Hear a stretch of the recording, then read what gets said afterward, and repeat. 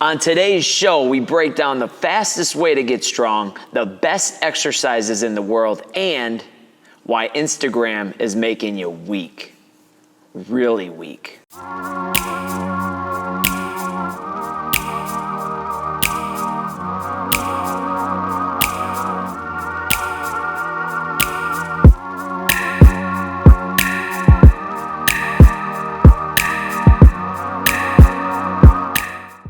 Hello everyone, welcome to Rack Chat.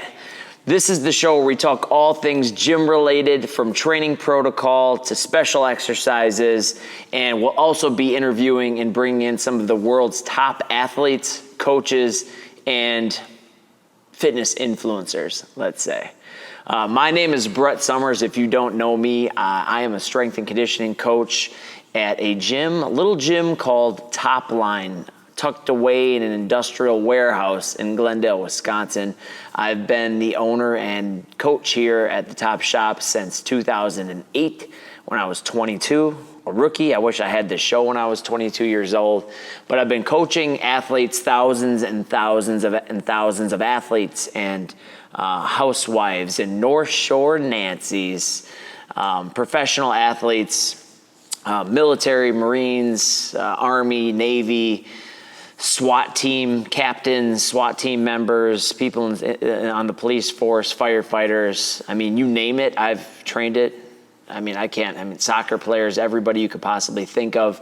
And this show is literally made for you guys to help you avoid doing a bunch of nonsense and to give you a bunch of information that a lot of trainers and coaches charge for online, and just give it to you guys for free because it's pretty simple stuff at the end of the day and you don't need to overcomplicate it. But today's show is super important for anybody out there who wants to get stronger, who wants to get faster, who wants to build a better physique and get into fighting shape. I think this is an important episode because I'm going to make you understand how simple it truly is and how to avoid doing a bunch of the nonsense. So today, again, I said I wanted to teach you guys the fastest way to get stronger. I think everybody, guys and girls, what's the fastest way to learn how to strength train, how to get stronger, and how to improve myself? And the fastest way to get strong breaks down to just a few things. A, you got to show up. You have to show up. You can't get stronger and you can't get better if you don't show up. So first things first, make sure you show up and you're prepared to go to the gym at least 3 days a week, if not 5 or 6 in the beginning, because you need frequency to get a better understanding of how to do things. Number 2 is patience. Don't show up in the gym, no matter who you are, expecting to go from midnight to morning. Okay, there is always going to be a process. You're going to have to go through the process, and that's the same for business or for relationships or anything you're doing in the gym, and your body is no different. Don't expect the quick results. And anybody who's promising you quick results, or any drug or pill or anything that's promising you really quick results, those are things you should really question and be a little bit afraid of, because everything in life that's worth anything takes a long time. Next couple of things, you have to eat. You have to eat copious calories. You have to eat right, and some of those things we'll break down in other episodes, more on the Fit Life, one of our other shows. You have to drink enough water and be hydrated to get strong. You'll never get strong without having proper hydration. And the last thing, a very important thing, start light. Again, midnight to morning doesn't happen. There's always a night before the morning comes. So make sure that you understand you need to start light, like really, really light, before you get strong. And that's kind of the things you have to commit to before you ever even worry about the exercises.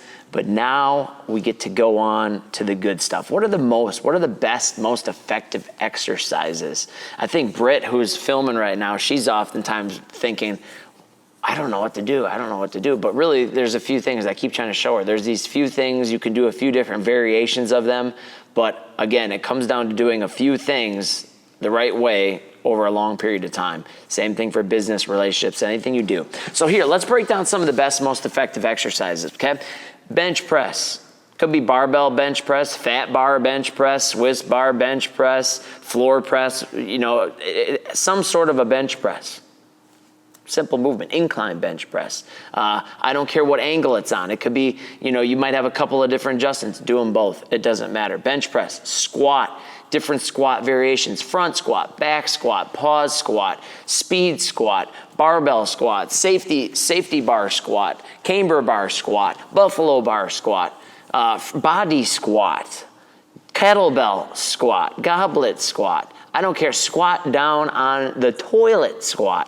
Just squat somehow, some way. Okay? You ever notice how people with IBS have big legs?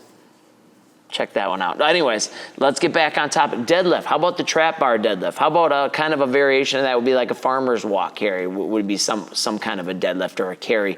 You know, a Romanian deadlift, a stiff leg deadlift, a deadlift variation. So any of these in your programming: bench variation, squat variation, deadlift variation. And now let's break into a few other ones. These will be real simple, okay? Dips. Go down, you go up. Chins.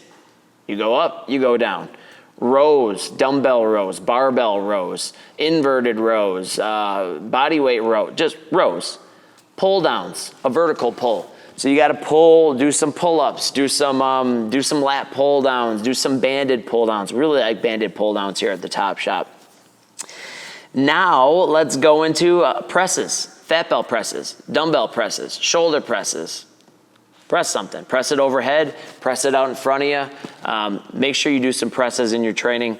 Again, farmer's walks are in there. Reverse hypers, glute ham raises, 45-degree low back raises, good mornings. Something to strengthen up your glutes, your hamstrings, your hips, your calves, to work on the muscles you don't see, the things that are on the back side of your body. You got to work them twice as hard as everything you see on the front side. You can't just be benching all day. You have to make sure you work your back. You can't just be doing leg extensions all day. You have to make sure you're doing some hip work, some glute work, some hamstring work.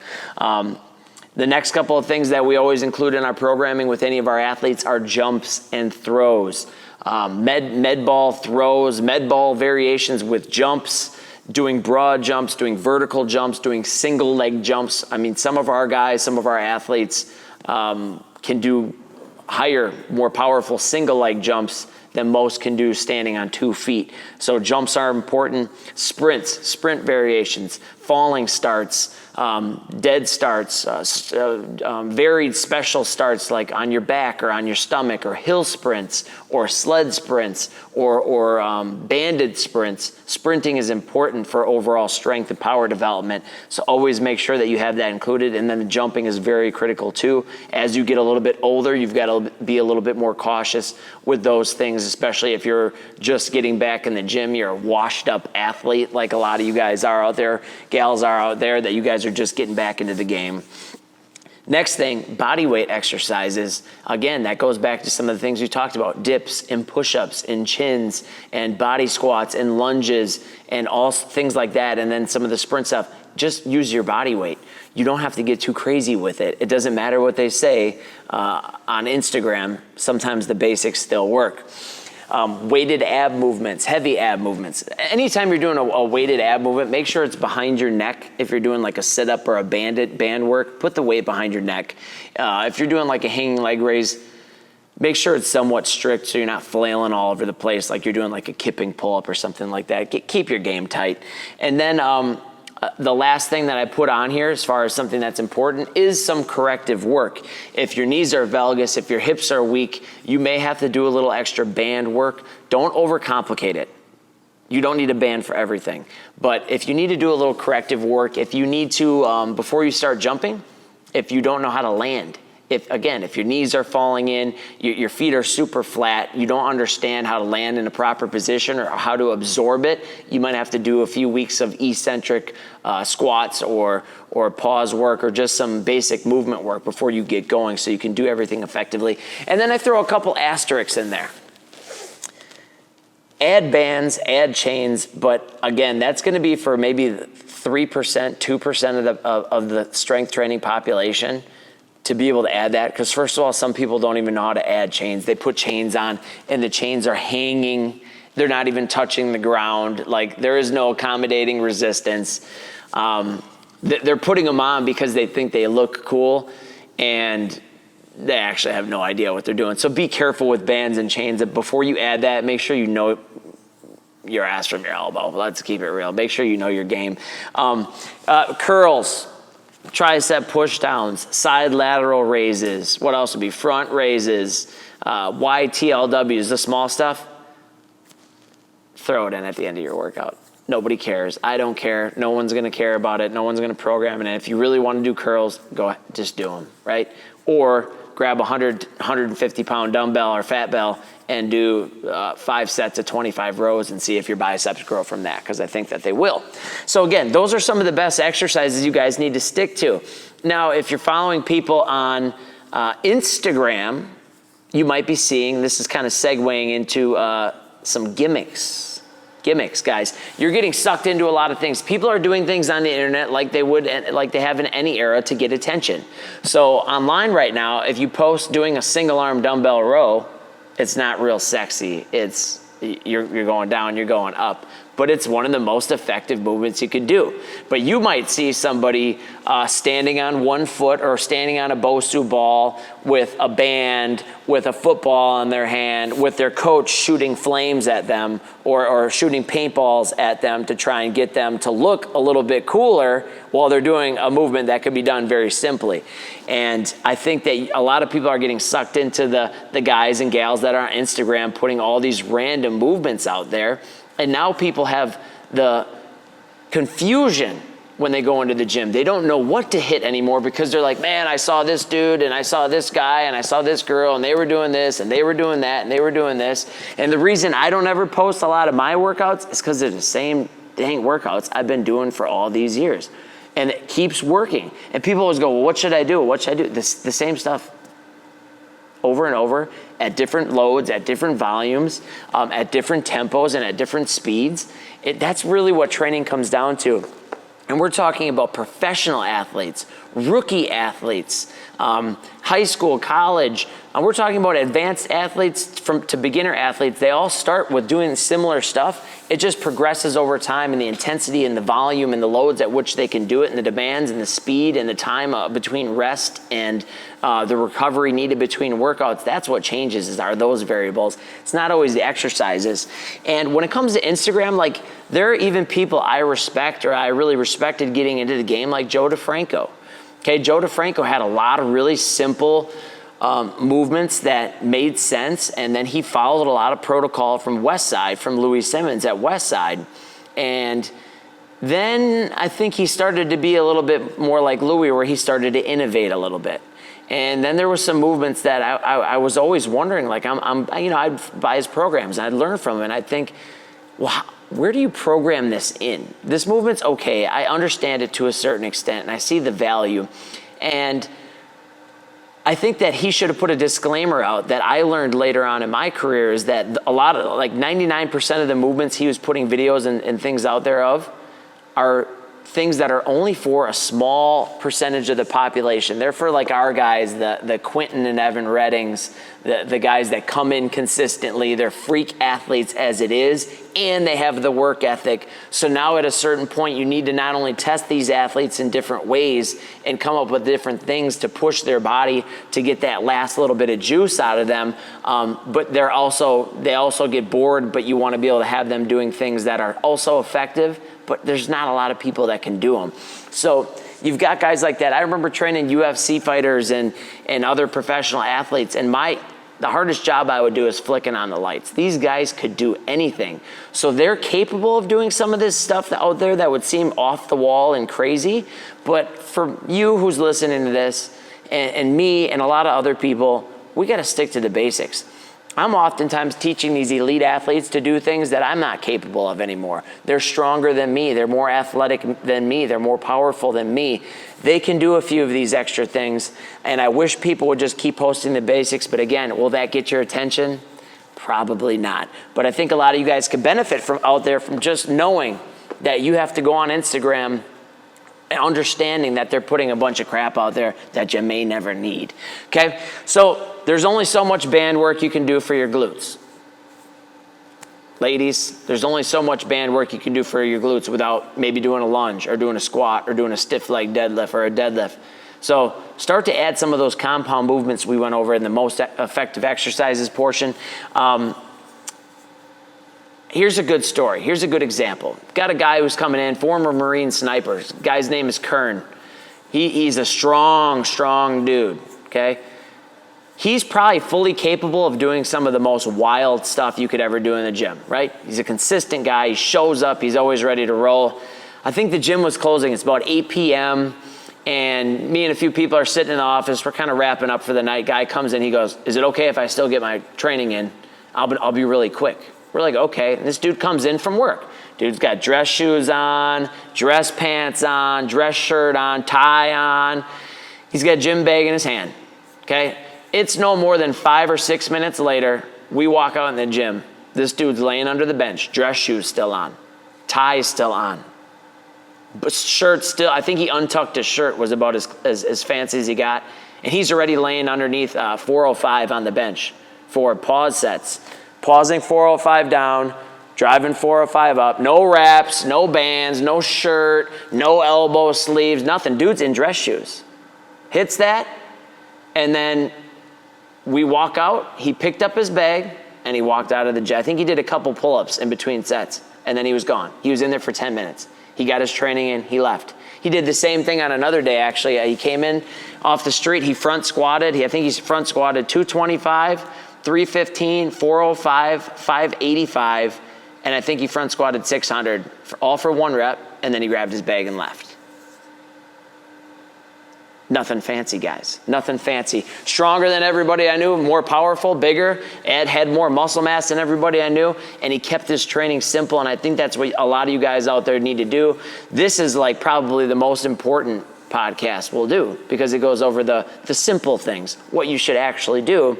And I know many people may have even turned it off already because it's like, oh, I already know that. Well, duh, that's what everybody always knows is they know what they need to do, but they want the next best thing. They want something bigger and fancier and with the bells and whistles, and that's cool. And these dudes can't even do a pull-up. They can't even do 10 push-ups, 10 strict push-ups without their hips dropping and their core sagging. Get your game together, guys. You got to make sure you're doing the right stuff.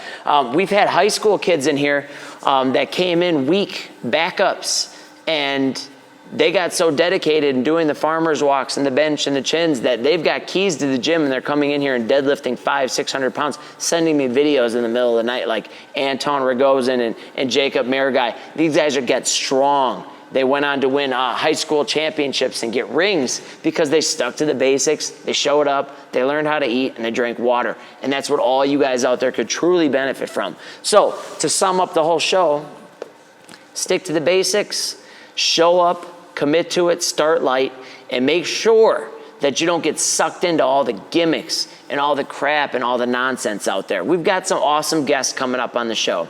JJ Morris from Strong 8 Gym down in Florida, strongest gym in Florida. We've got other strength coaches. We've got professional athletes from UFC fighters to WWE wrestlers and other really, really well-known strength coaches from around the world. We'll be able to share our principles and insights on strength training and how to get in the best fit fighting shape you could possibly be in, whether that's being an athlete, just being a regular Joe, washed up athlete who wants to stay in shape, or someone who's never played a sport, who wants to see how strong and powerful they could possibly gain some confidence in the process. So again, my name is Brett Summers. If you guys have any questions about this podcast, if you have any concerns, if you think that this podcast or this show sucked, if you think that I'm full of crap, you can let me know. But the basics never lie. And I think when I die, I want this video out there because I want people to know what I stood for. And I want them to be able to look back and be like, what was Brett's training philosophy for all those years, for a decade?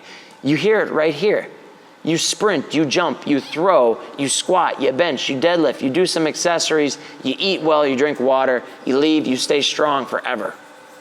Stretching, all that kind of stuff. We'll get into that in later episodes. That's important too. But if you can't even get to the gym, dude, there's only so much stretching you can do. I have guys that come in here occasionally. I'm not even going to drop his name.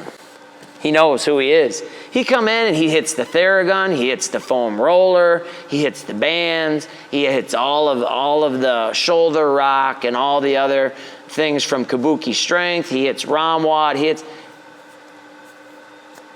He might only hit 5 sets of work. Lately he's been getting after it, but don't be the guy who comes in and does more mobility and corrective work than he does training. For crying out loud.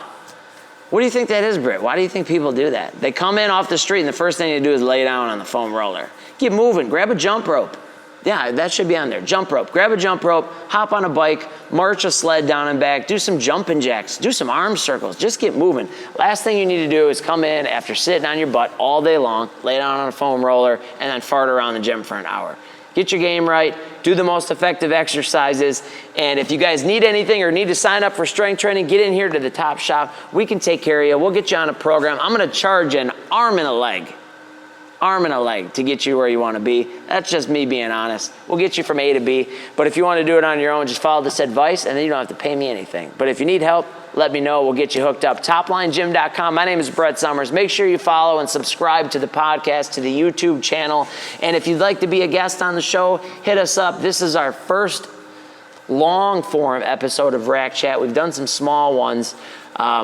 Shout out to Donnie Thompson out there for hooking us up with the Fat Bell. Great creation. We're really happy to be able to use those in the Top Shop. And shout out to Rogue Fitness, who will be breaking down in the next few episodes versus some other gym manufacturers that I don't care for anymore. So we'll see you guys soon. Hit us up. We'll talk to you then. Britt's behind the camera. Blake's in the office. Lord knows what he's doing back there.